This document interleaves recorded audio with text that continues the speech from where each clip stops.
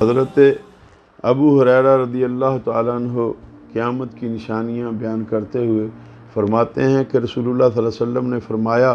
قیامت قائم نہیں ہوگی یہاں تک کہ مسلمانوں کی دو بڑی جماعتیں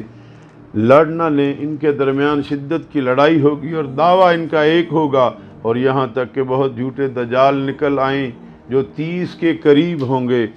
ان میں سے ہر ایک یہی دعویٰ کرے گا کہ میں اللہ کا رسول ہوں، اور یہاں تک کہ علم اٹھا لیا جائے گا، زلزلے کثرت سے آئیں گے، زمانہ نزدیک ہو جائے گا، فتنے ظاہر ہونے لگیں گے، قتل کثرت سے ہونے لگے، اور یہاں تک کہ تمہارے پاس مال بہت بڑھ جائے گا، بہتا پھرے، یہاں تک کہ مال والا ارادہ کرے گا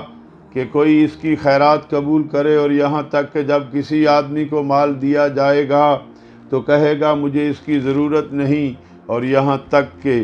لوگ بلند و بالا عمارتوں پر فخر کریں، اور یہاں تک کہ ایک آدمی دوسرے آدمی کی قبر کے پاس سے گزرے گا تو کہے کاش میں اس کی جگہ ہوتا، اور جب تک سورج مغرب سے طلوع نہ ہو جائے، چنانچہ جب وہ طلوع ہوگا اور لوگ اسے دیکھیں گے تو سب ایمان لے آئیں گے، لیکن اس وقت کا ایمان لانا کسی کو نفع نہیں دے گا جب کہ وہ پہلے ایمان نہ لایا ہو یا اپنے ایمان کے اندر بھلائی نہ کی ہو، اور قیامت یوں قائم ہوگی کہ دو آدمیوں نے اپنے کپڑے پھیلائے ہوئے ہوں گے، لیکن نہ ان میں کوئی چیز خریدنے پائیں گے اور نہ انہیں لپیٹ سکیں گے، اور قیامت یوں قائم ہوگی کہ آدمی اونٹنی کا دودھ دھو کر لائے گا لیکن اسے پینے نہیں پائے گا، اور قیامت یوں قائم ہوگی کہ کوئی جانوروں کو حوض پر لے جائے گا لیکن پانی نہیں پلانے پائے گا، اور قیامت یوں قائم ہوگی کہ کسی نے کھانے کے لیے منہ کی طرف لقمہ اٹھایا ہوگا لیکن اسے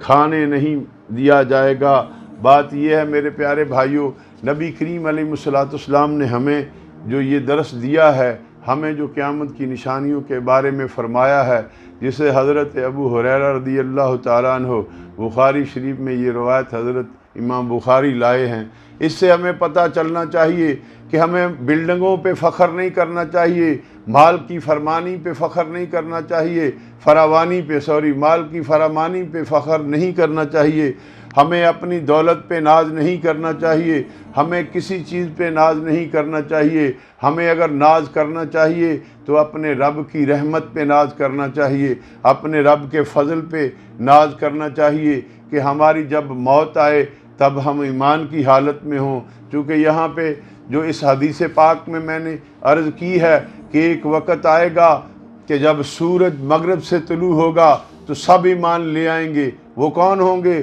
جو پہلے ایمان نہیں لائے تھے، لیکن انہیں کوئی فائدہ نہ ہوگا، اور پھر اس آدمی کو بھی فائدہ نہ ہوگا جو تھا تو ایماندار لیکن اس نے کوئی ایمانداری والا کام نہیں کیا، اس نے اپنے ایمان کے اندر بھلائی نہیں کی۔ تو میرے پیارے بھائیوں، بات یہ ہے کہ وہ وقت یہ ہوگا کہ روٹی آگے پڑی ہوگی لیکن کھانی نصیب نہیں ہوگا، حوض پہ جانوروں کو لے جائے گا، پانی پلانا نصیب نہیں ہوگا۔ میرے پیارے بھائیوں، تو پھر ہم اتنے بے بس ہیں کہ ہمیں اپنے آپ پہ کبھی گھمنڈ، تکبر، غرور کرنا نہیں چاہیے، ہر وقت اپنے رب کی بارگاہ میں عجز و نیاز، عاجزی و انکساری سے اپنے اللہ کے حضور میں استغفار کرتے رہنا چاہیے کہ اے رب کریم، صدقہ اپنے حبیب کریم علیہ السلام کا، جب ہماری موت آئے، جب ہماری وقت آخرت آ جائے تو اے اللہ تو ہمیں کلمہ طیبہ نصیب فرمانا اور ایمان کی موت نصیب فرمانا، اور اپنے پیارے محبوب کریم علیہ السلام کی شفاعت نصیب فرمانا۔ ہم جب دنیا سے جانے لگیں تو تیرے محبوب کا چہرہ انور ہماری آنکھوں کے سامنے ہو۔